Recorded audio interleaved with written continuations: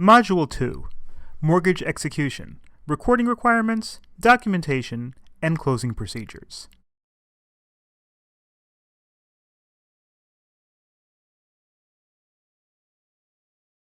Buying a home using a mortgage is complex and time-consuming.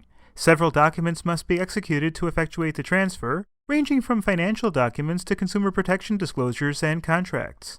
This module explains how and when real estate finance documents must be recorded, as well as the documentation and closing procedures required to support real estate finance agreements. Mortgage documentation required prior to closing. When buying a home, the purchaser executes several critical documents at various times in the process. Understanding the intent and legal function of these documents is critical to effectively navigating the mortgage process. The following discussion goes over the standard documents that one can expect to execute when taking out a mortgage loan. The first document is the mortgage application. Most often, the application will be a Uniform Residential Loan Application, also known as a Form 1003 mortgage application, which is the industry standard form used by nearly all mortgage lenders in the United States. The 1003 mortgage application form was created by the Federal National Mortgage Association, sometimes called Fannie Mae because of its initials FNMA, to standardize mortgage applications across the private lending industry. The form requires the disclosure of identification information about the borrower and any co-borrowers, including Social Security numbers, birth dates, marital status, and personal contact information. The borrower will also need to provide documentation of income, expenses, assets, and liabilities, including any pending legal issues that may impact the borrower financially. The lender reviews the information provided on the mortgage application form, along with the prospective borrower's credit reports and credit history, to determine if the credit risk for the loan is worth it for the bank. Lenders also require information about the property being used to secure the loan with the mortgage application, such as the purchase price, the address, and the year the home was constructed. They use this information to assess the value of the property being used to secure the loan. After submitting the mortgage application, the borrower may receive a pre-approval letter from the lender. The letter spells out the amounts and the terms of the loan that the bank is willing to issue, subject to specified conditions.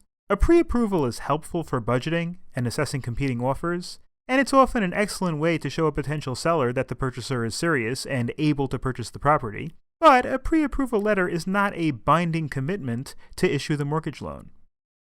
Once the mortgage application is completed, the bank will usually issue a credit report, home appraisal, and title search to provide additional certainty regarding the risk that it's taking on by issuing the loan.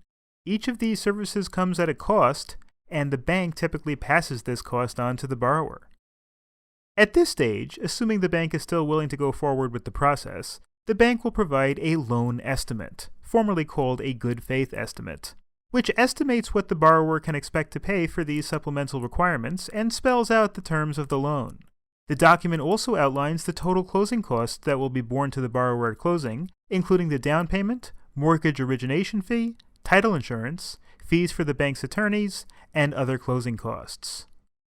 Once the mortgage application is formally approved, the borrower will receive a commitment letter, spelling out the terms of the mortgage loan. The borrower typically has a limited time to accept the terms in the commitment letter, and once the letter is executed, the borrower has all the financial assurances needed to schedule the closing. The closing disclosure. Closer to the closing, the borrower also receives a closing disclosure, which is a 5-page form that provides the final details about the mortgage loan. The closing disclosure lists all the charges and credits the buyer and seller in a real estate transaction are subject to. It also lists the total amount of the loan, any financing charges, the payment schedule, the annual percentage rate of the loan, broker fees, points, and any other charges that the borrower is required to pay. Prepayment penalties, balloon payments, mortgage insurance, and escrowed amounts must also be included in the disclosure if applicable. This must be provided to the borrower at least 3 business days before the closing. The closing disclosure replaced the HUD-1 settlement statement and truth in lending disclosure forms that were used until 2015, and it includes substantially all the information that were in both forms. Some lenders require that they pay the borrower's property tax and homeowner's insurance from an escrow account that's funded by the borrower. They do this to ensure that their security interest is preserved in case they need to foreclose. When the escrow is required, the lender provides an initial escrow disclosure statement that spells out the amounts that the borrower must put into the escrow at closing and on a monthly basis thereafter. Documents at closing. The mortgage process is finalized at the closing, which requires all the parties to get together to execute the final documents necessary to convey the deed to the buyer and ensure that the seller is paid. The closing usually takes place at a title company or attorney's office, and the borrower is presented with many documents to sign, including several affidavits and declarations spelling out the terms of the debt that the borrower is taking on to purchase the new home, as well as the borrower's rights as a homeowner. Among the many documents that are executed at closing, the promissory note may be the most important one for the mortgage. The promissory note represents the commitment to repay the loan, and it must include many relevant details about the loan, including the payment due dates, the term of the loan, and the manner in which payments are made. The note will also state whether the loan is for a fixed rate or adjustable. In the case of an adjustable rate, the promissory note discloses how and when the rates may change. The promissory note will also spell out the events of default that may trigger foreclosure, including what happens if the borrower fails to make payments when due. The promissory note is a pivotal legal document in the mortgage process and has become more complicated over time as it's become more common for mortgages to be bought and sold by investors as securities.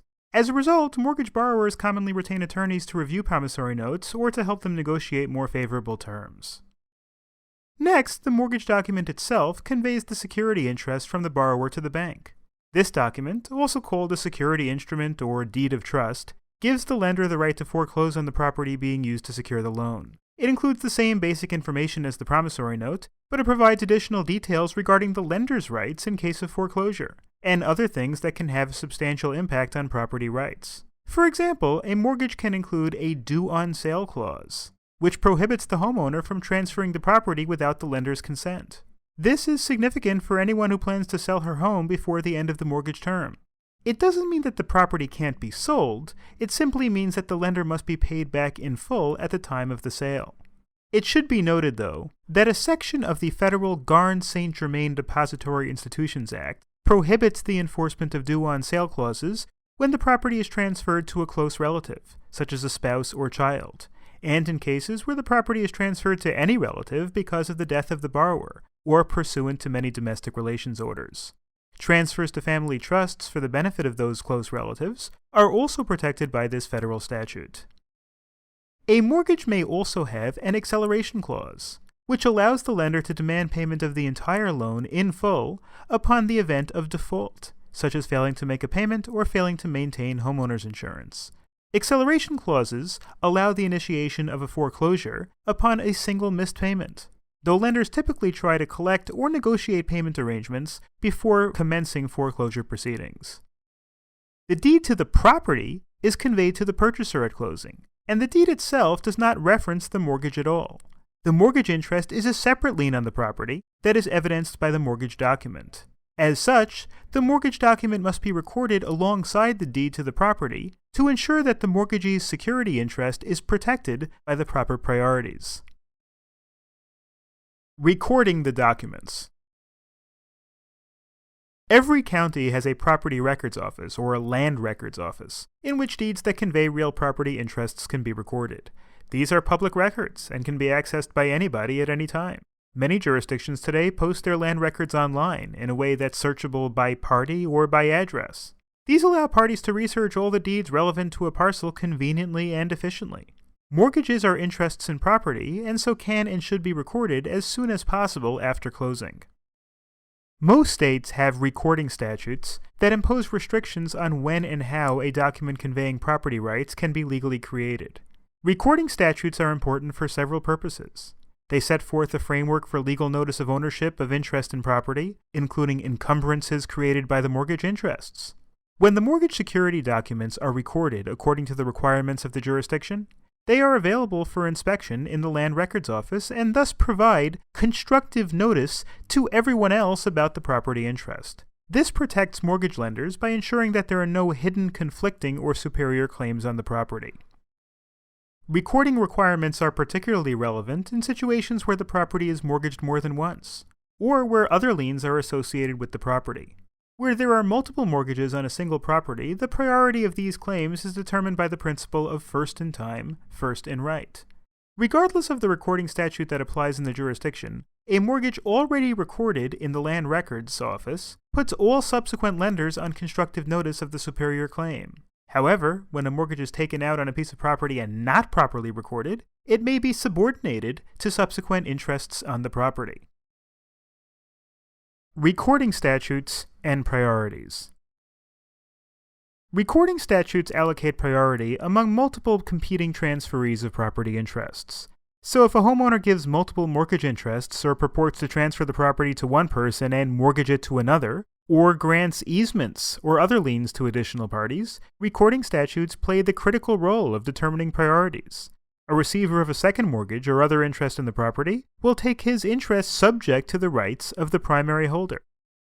States use one of three types of recording statutes: race, notice, and race notice. Race statutes, by far the rarest of the three types, establishes priority based on which interest was recorded first. When the property interest was transferred and which parties knew of the transactions are irrelevant. In race recording jurisdictions, constructive notice is irrelevant, as adverse claims are resolved by who recorded first, regardless of whether the second mortgagee knew about it. Notice statutes, on the other hand, allocate priority to the second recipient of an interest in property if the second recipient is a bona fide good faith purchaser of that interest, unless the first party's lien was already recorded at the time of the transfer. The theory is that the first recipient was dilatory in failing to record his mortgage first, thus causing the confusion. Therefore, the policy protects the second innocent purchaser and has the effect of incentivizing parties to record the security interests as soon as possible. Many jurisdictions follow a hybrid race notice approach. This is comparable to the race statute in that whichever party records first wins. However, the second party must have acted in good faith. If the second party knew of the previous transfer to the first party at the time of the second transfer, the second party loses because he did not take the property or security interest in good faith. Let's look at an example. Imagine that Sarah took out a $150,000 loan from ABC Bank to purchase her new home on April 1st, but the mortgage was not recorded until April 30th.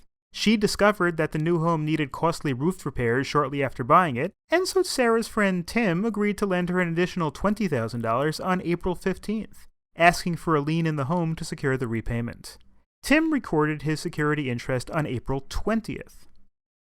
In a notice jurisdiction, Tim's mortgage would have priority over that of ABC Bank, as long as he did not know that Sarah had already taken out a mortgage when he made with his agreement with Sarah on April 15th. In a race notice jurisdiction, the same result would apply under the same conditions because he recorded first.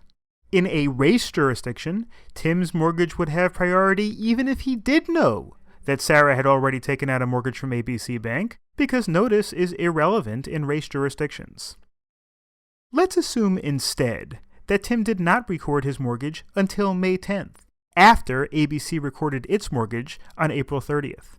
In a notice jurisdiction, Tim's mortgage would still have priority over that of ABC if he did not know of the original mortgage as of April 15th, because he was a subsequent bona fide purchaser. In a race notice or race jurisdiction, on the other hand, ABC mortgage would have priority because ABC recorded first. Let's now assume that Sarah told Tim on April 14th that she had taken out a $150,000 mortgage loan from ABC Bank, and Tim lent her the $20,000 anyway on April 15th. Tim then recorded his mortgage on April 20th.